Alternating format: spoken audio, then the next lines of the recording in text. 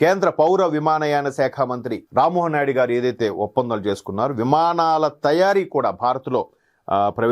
భారత్లో తయారయ్యే విధంగా దానికి సుమారుగా ప్రతి చిన్న నగరాల మధ్యన ఎయిర్పోర్ట్లు రన్ చేసేటప్పుడు తక్కువ వ్యయంతో తక్కువ కాస్ట్తో విమాన ప్రయాణాలు జరిగేయడానికి వీలుగా చిన్న చిన్న విమానాలు, పెద్ద విమానాలు అయినప్పుడు ఏమవుతాయంటే ఒక 200 మంది 300 మంది పట్టే విమానం, దానికి తగ్గట్టు కార్గో, దానికి తగ్గట్టుగా ఛార్జెస్ అవన్నీ కూడా పెద్ద స్పేసియస్గా కావాలి.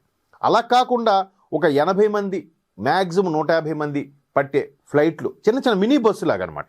అంటే బస్సులో ఇప్పుడు 50 మంది పడతారు, ఇంకొక 30 మంది ఎక్స్ట్రా, 80 మినిమం 80 మంది పట్టేలా ఫ్లైట్. అది ఈజీ అవ్వడం వల్ల ప్రయాణికుడికి సులభతరం ఉంటుంది, దానికై ఇంధనం ఖర్చు తక్కువ ఉంటుంది. అలాంటి ఫ్లైట్లు తయారు చేయడానికి నేను ఒప్పందం కుదుర్చుకున్నారు. సో దాంట్లో భాగంగానే ఇప్పుడు వింగ్స్ ఇండియా 2026 వేదికగా ప్రధాని మోదీ గారు ఒక పిలుపునిచ్చారు. వార్త ఒకసారి చూద్దాం. భారత విమానయాన రంగం ఆకాశం ఎద్దుగా దూసుకుపోతుంది. విమాన తయారీ, పైలట్ శిక్షణ, అత్యాధునిక ఎయిర్ మొబిలిటీ వంటి రంగాల్లో అపార అవకాశాలు ఉన్నాయి. ఈ అభివృద్ధి ప్రయాణంలో అంతర్జాతీయ పెట్టుబడిదారులు కో పైలట్లుగా భాగస్వాములు కావాలి. అలాగే మోదీ పిలుపునిచ్చారు. బుధవారం హైదరాబాద్లో వింగ్స్ ఇండియా 2026 సదస్సు ప్రారంభోత్సవం ఆయన వీడియో సందేశం ద్వారా మాట్లాడారు.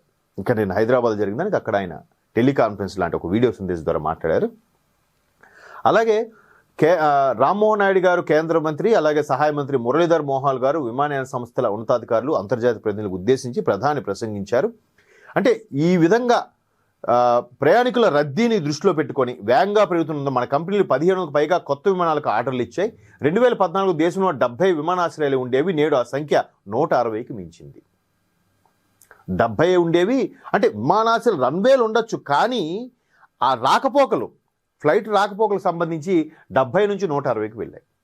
ఉన్న 28 రాష్ట్రాలకు సంబంధించి ఏదైనా చూస్తే 160 రన్వేలు ఎయిర్పోర్ట్లు ఉన్నాయంటే నిజంగా మనం చాలా గొప్పగా ఆవిష్కరించవచ్చు. మరోవైపు వరంగల్ సంబంధించి కూడా ఒక ఎయిర్పోర్టుకి ఆల్రెడీ సన్నద్ధంగా ఉన్నారు. అటువైపు ఆంధ్రప్రదేశ్లో కూడా సుమారుగా విశాఖపట్నం, విజయవాడ, రాజమండ్రి, కడప, తిరుపతి ఇలా ఉన్నాయి.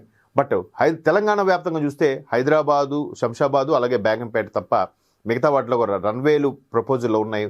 ఒక కరీంనగర్, నిజామాబాద్ లాంటి, వరంగల్ లాంటి నగరాలకు కూడా ఇవి విస్తరిస్తే బాగుంటుందన్న ప్రపోజల్ కూడా ఉంది. చూద్దాం అది ఎంతవరకు సఫలీకృతం అవుతుంది. మొత్తం మీద 160 విమానాశ్రయాలకు కూడా ఇట్లా తక్కువ మందితో టేకాఫ్ అయ్యే ఫ్లైట్లు కానీ వస్తే, అందరికీ అందుబాటు ధరలో వస్తే చాలా త్వరితగతిగా, మనకి జనాభా కూడా ఎక్కువ కాబట్టి ఎక్కువగా మినిమం అబోవ్ మిడిల్ క్లాస్ వాళ్ళందరూ కూడా దానికి ప్రిఫర్ చేసే అవకాశాలు కనిపిస్తున్నాయి. ఈవెన్ మిడిల్ క్లాస్ వాళ్ళు కూడా అటువంటి విమానాల్లో ప్రయాణించే అవకాశం